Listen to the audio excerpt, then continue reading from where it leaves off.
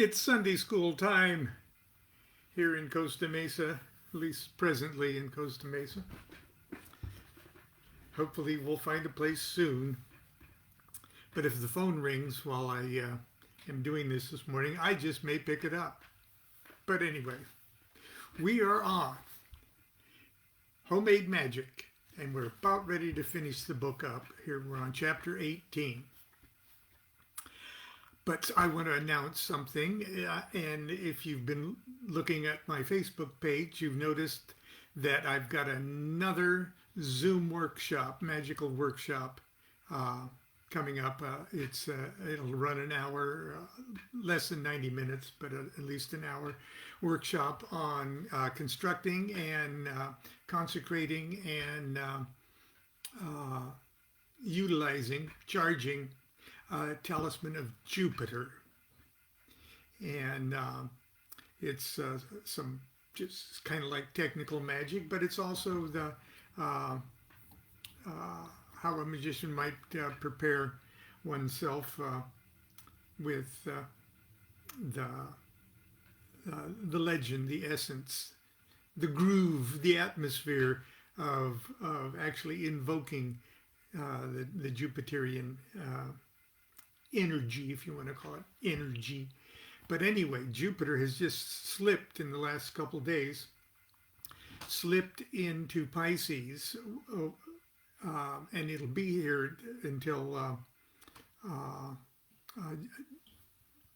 a short period of time. Anyway, it's a wonderful time to do some Jupiter magic and to attract the blessings of Jupiter into your life. And God knows we need it here at the DuQuette House. So that's going to be on Wednesday night, my time, 7 o'clock, on the 26th, Wednesday the 26th of this month, just shortly. So please, if you'd like to get in on that and learn how to make your own Jupiter talisman, please, I'll announce it again, but all of the links are on my page here, and I'll be sure to continually supply those links. It'll be helpful, believe me, for all of us.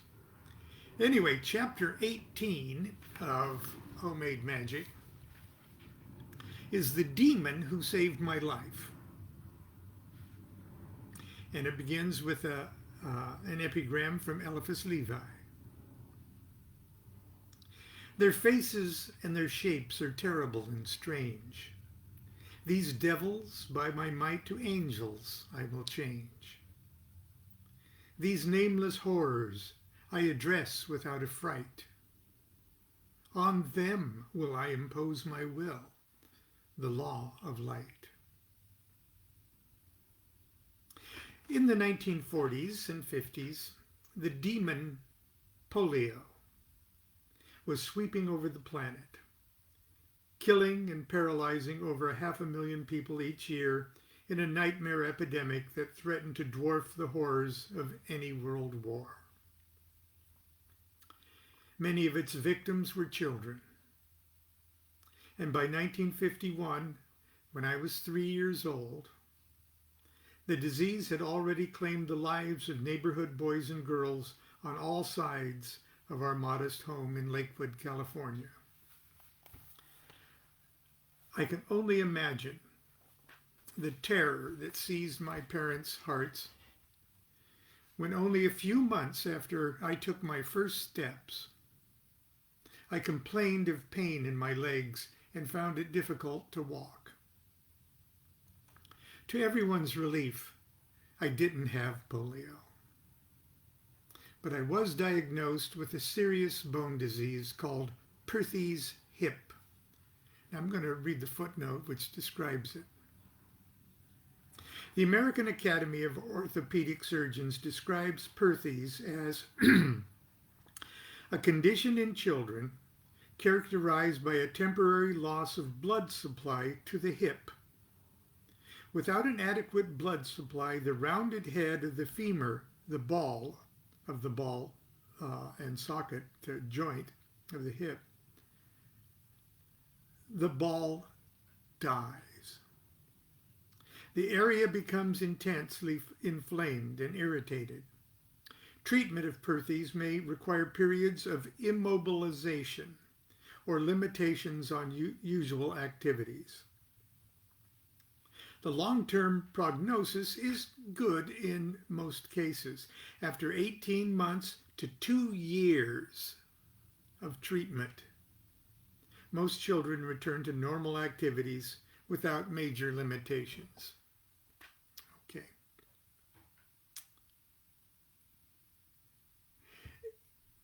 Let's see. But I was diagnosed,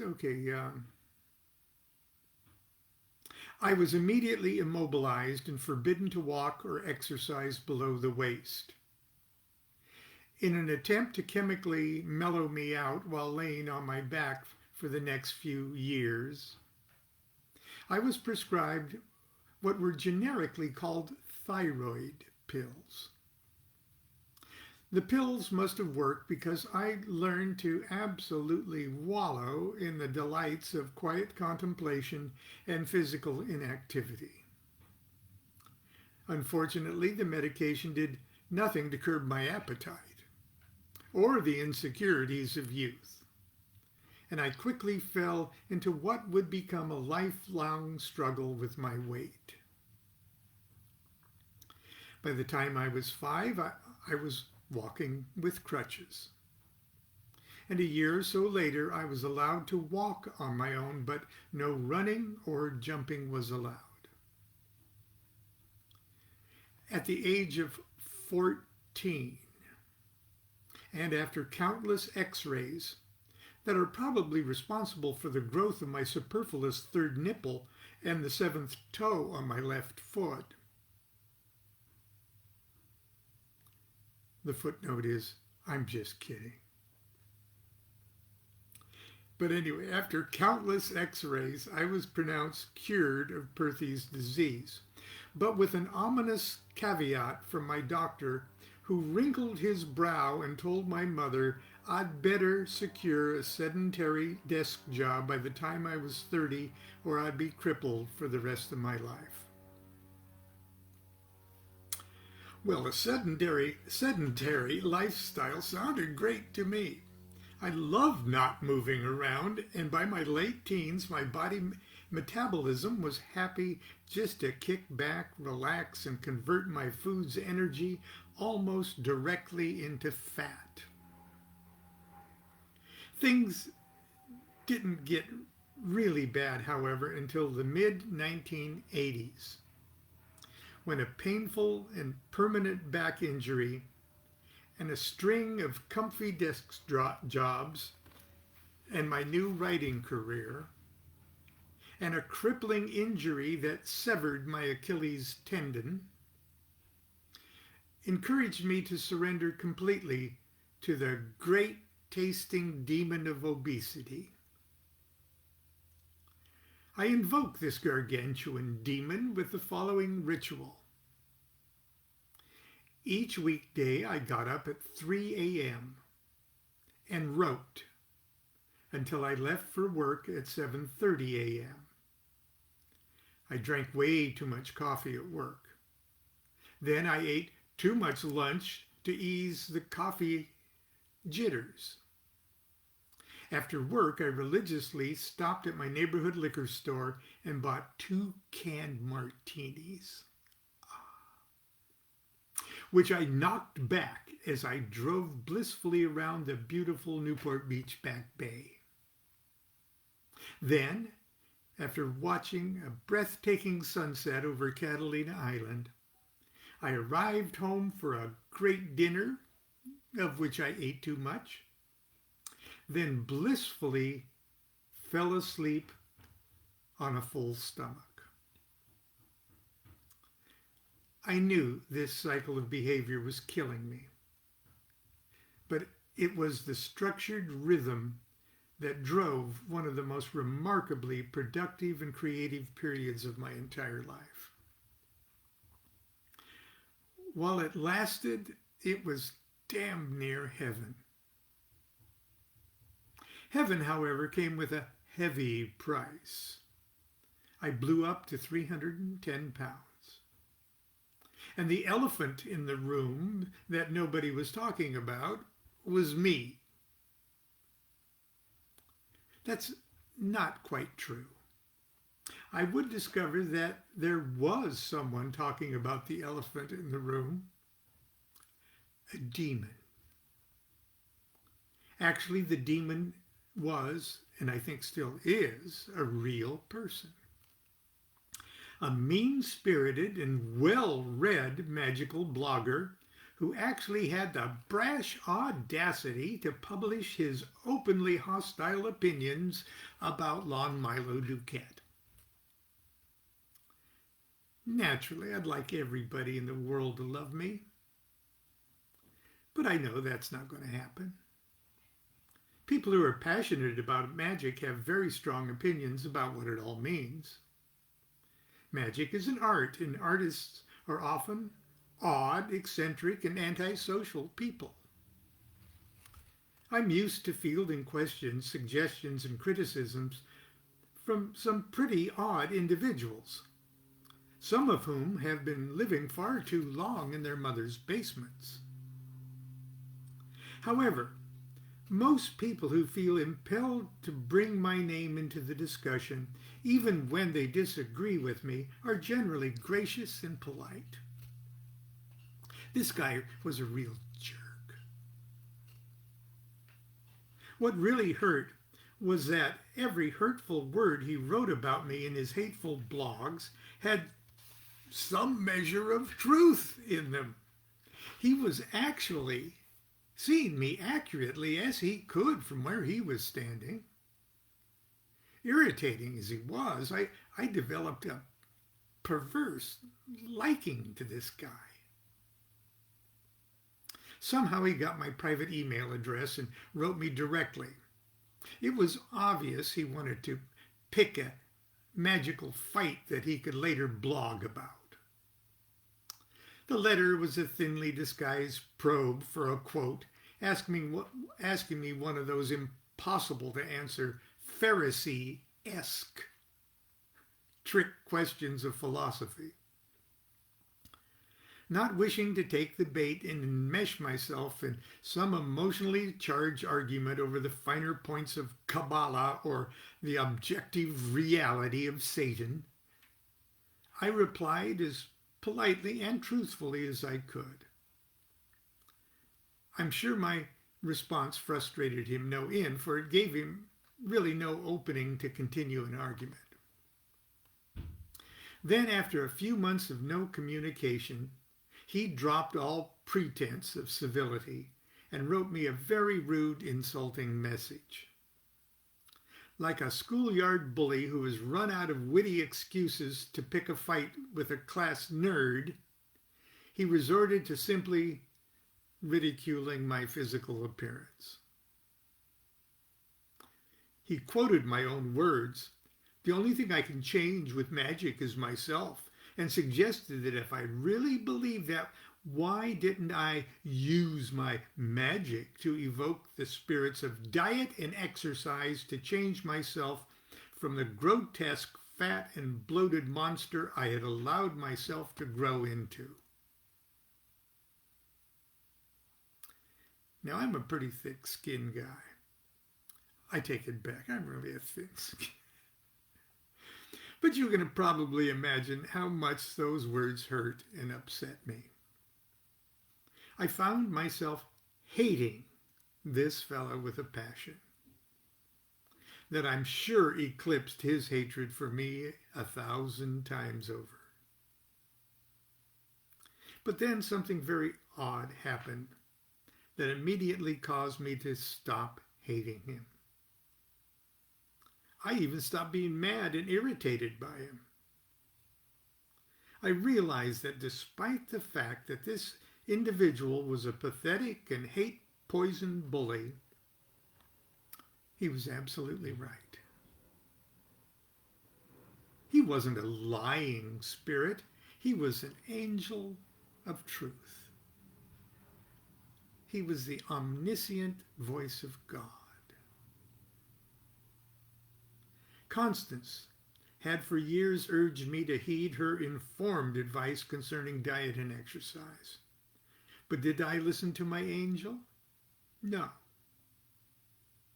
I took the hateful and unkind words of this asshole, this demon, to finally get the message through this thick skull of mine and snap me out of my suicidal nightmare.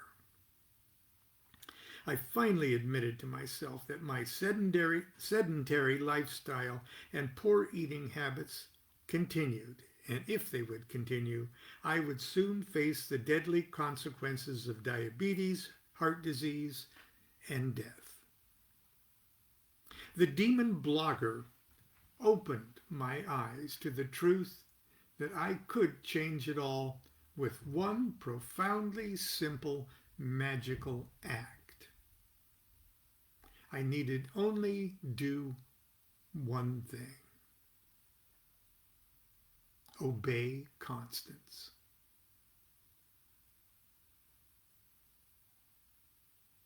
She immediately put me on a nutritional supplement program and removed from my diet alcohol, sugar, and things that turn into sugar in the body, most breads and dairy products.